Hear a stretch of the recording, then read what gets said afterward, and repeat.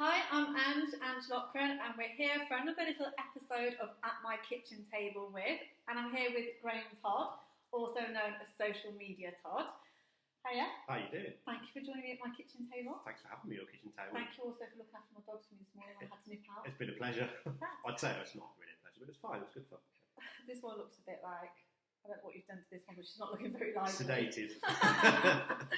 So, I really wanted just to have a quick interview to introduce you to my connections here on LinkedIn, because you've been such fantastic contact for so many people, and I just love to share some of the information and your story, because I absolutely love your story. So we went to school together, didn't we? Yeah, we did. Yeah. Heart of England School, Borstal Common. BC Massive. Oh yeah. And we then reconnected around 7 years ago on Twitter. Yeah. And interestingly enough, at the time, you weren't doing what you were doing now. You were actually working for somebody else. I was doing a real job, what I could call a real job in inverted commas. Yeah. So tell the people what you were doing. Okay, so after we went to school together, I never spoke to Ange at school, by the way. She was in the year above me. So we didn't speak to each other. But I didn't really do much at school and went to college and bummed around for a bit, got dead end jobs. But I ended up being a van driver, which I really enjoyed. I did for 11 years. For a small local wine merchant, and it was just awesome, great fun, but wasn't going anywhere, and eventually I got rather annoyed with it.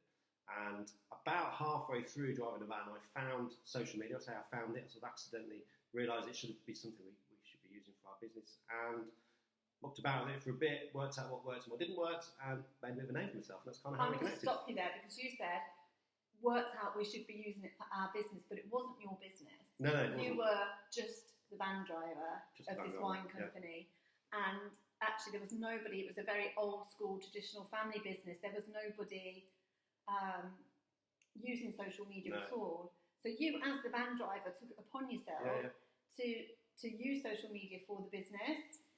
You weren't asked to do that by your boss. I don't think you ran it by your boss. You just set up a YouTube account for the company, and I think you've underplayed it a bit then, because actually it went pretty wild, didn't it?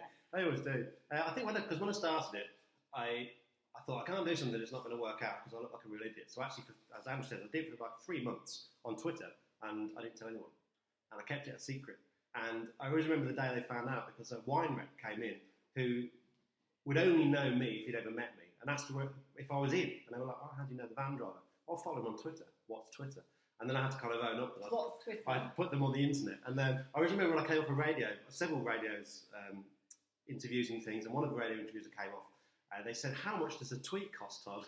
Because then they suddenly realised on the radio interview I'd sent like 20,000 tweets, and they wanted to know how much it cost them.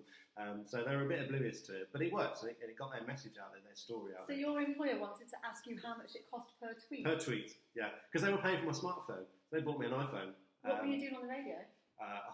Could have been one of many things. I was probably commenting on something local. It was never anything to do with the business, that was the thing. It was never anything to do with wine. It was never anything to do with Underwood Wine specifically, the business that I was working for. It was always to do with the community and things around it, and anywhere that I could get involved in a conversation as the business, and that's what most people miss. They miss the point of social. So you became a really well-known person within the community as the van driver from the wine company, and you weren't actually flogging wine, so to speak. You weren't promoting the company products or services. In fact, I did for 3 months. I joined and thought, I know what I need to do to make it work. I need to sell wine to prove it works. So I spent 3 months trying to sell wine, buy this, buy that, this goes well with that food, tried to be really clever with it, trying to sell stuff. And of course, the last thing you want in social media is sales. So I actually stopped using it for a little bit. And it wasn't until I started sharing all the crazy stuff we did. I mean, we had vintage cars and illegal parking and speeding tickets and broken stuff and horrible wine, good wine, expensive wine, drunk people, all that kind of stuff, the behind-the-scenes things, which most people don't share.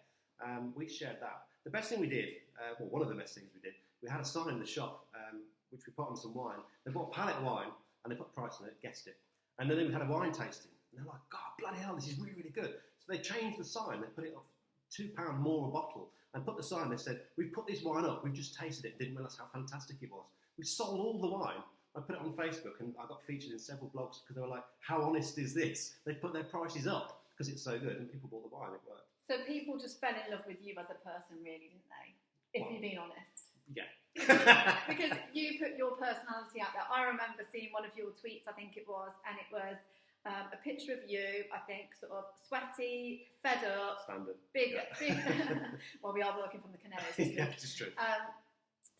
You've been delivering wine all day, and you were stuck in a lift, and you've got like piles and piles of wine. Yeah. I think you said something like, if you're going to be stuck in a lift with anyone, you know, you want it to be me. And you took a selfie in the mirror, and just silly things like that. And where you'd been parking, where you'd got away with parking without getting a ticket. Yeah. But actually, where the real work set in is you took it upon yourself to really promote the local community and to really big up the local community, which is Warwick, which is the area where we're from, Warwickshire.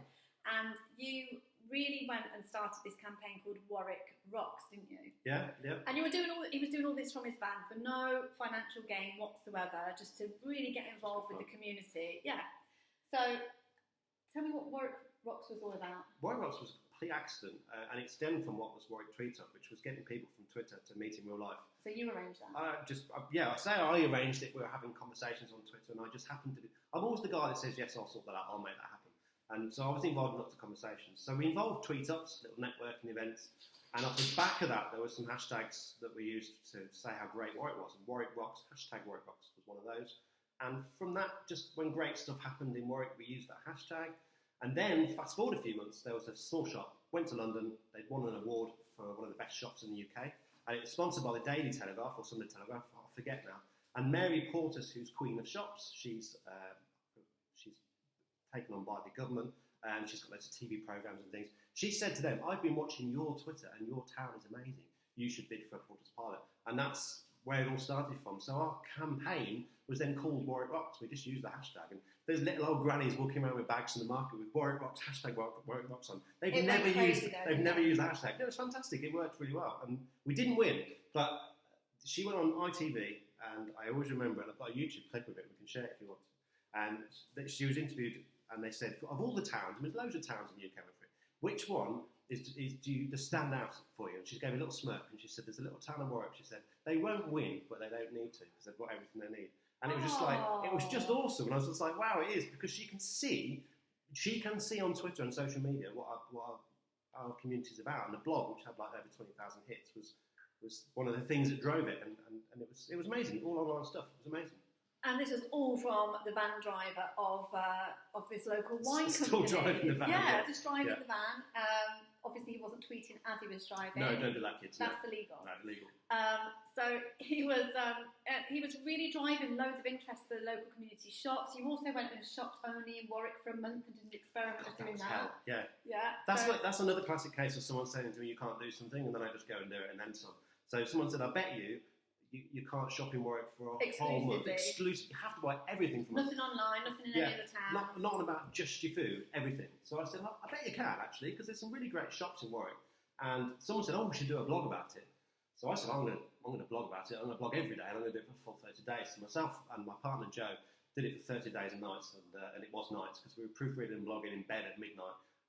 But it got some great, more interest. Another blog, more interest, more traffic. And it helped me to win an award as well for social media and community, which kind of spurred on where I am now. So it wasn't ever for my own gain. It was just great fun, and it was a wicked little town that you could just see its potential. And it's like, it just needs some sort of energy and a little bit of digital, and then people can see it. And it's still going now. They've just won last summer £100,000 crowdfunding, which has got open air cinemas and the chocolate festival, which went mental. Sounds great. If you Google Warwick Chocolate Festival, you'll find an amazing festival and shed loads of rants from people who just couldn't get in. It was so many, and it was all through social media. I mean, it's down to someone else now. It was just something But what you did at the time for the local community was just amazing. You became a local celebrity, a local hero, not just after that happened, but before, through your tweeting and your bigging up of local businesses. What, Graham, you really understood is what you said to me on Saturday night. We had dinner with some friends, and you said to me, show me what you did. What did I do? Oh, I did this.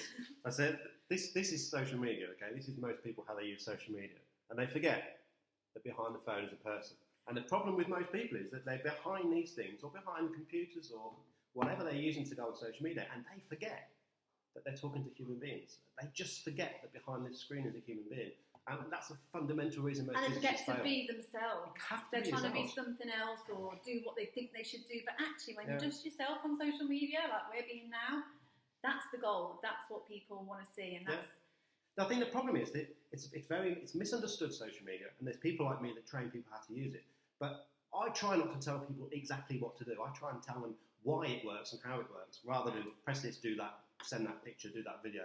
Because everyone's trying to copy each other. And I know you were saying it's not about that. You were doing a big training in Warwick the other day, and you put up a sample of one of my Facebook posts from years ago. And somebody said, "Can you rewind so we can screenshot that post that Ange made?" And you were like, "No, don't copy what she did. Yeah. You know, just be yourself, do your own thing." I mean, it's great when people copy you. People copy me, people copy you. That's like, oh, brilliant! I'm doing really, really well because people copy my ideas. But don't go out and copy other people. Especially, you see companies that go and copy their competition and think, oh, God, no, they're already doing it. You need to be yourself. And the good news is, everyone is unique. I always say to people, your unique selling point in your business is you. You are what makes your business special. No one can do what you do. Nobody can be who you are. So just be that. And the best version of that. Yeah, I think what stops people doing that is that everyone's worried they're going to piss a few people off. And you piss people off, and I piss people off. Yep. We just saw on LinkedIn, so that's going to piss a lot of people off. But, you know, not everyone is going to like me, not everyone is going to like you, but lots of people do because we're ourselves. And I think you just have to kind of get over that. And you have to keep in your head, which I always do, not everyone is ever going to like you. Do you know what? You touched on something there, which was actually, you said, training people in social media is what I do. And I'm going to save that for the second video. This is part 1. So part 2, we're going to find out what happened when you actually handed those van keys back in to the wine company. And we're going to find out what happened next in the next clip, and you do not want to miss this. Thank you.